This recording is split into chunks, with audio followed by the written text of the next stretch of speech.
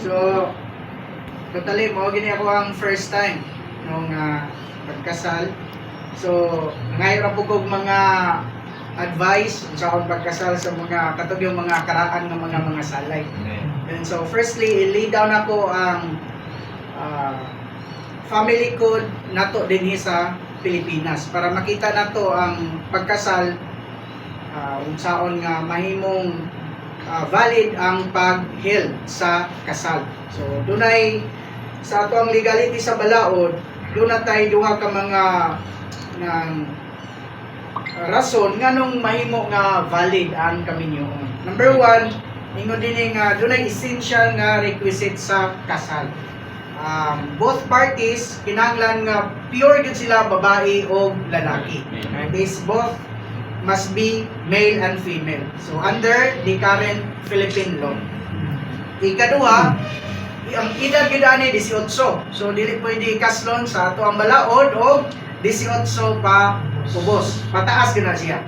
Dayon, both parties niagi sila og mga seminars, so nakakuha man mo og affidavit of habitation. Okay? Amen. So atubangan kaslon, atubangan sa solemnizing officer kauban sa mga witnesses. Amen. Kung asang opisina, kung asa dapit nakabutang sa merit certificate ang dapit diin kaslon, so dito na siya i-held ang kasal. Amen. So unya akong i-declare niya kay appeal man diri nga kinahanglan nga dili man gipugos. Amen. Kinahanglan gyud nga voluntaryo, kinabubuton. Amen. Unya mangutana pa na unya ini sa proper ng katunag yung sa kasal. Amen. So nalay mga butang akong ipaambit ko na, so anhin natadre sa scriptural or spirituhanon nga bahin. So ang kasal manggod no mga igsoon kini siya ulagway gyud ni Kristo ug sa iglesia sa Malabo. So dili gamay nga butang ang usa ka kasal kay mo man pagpasundayag nato ni Kristo ug sa iglesia.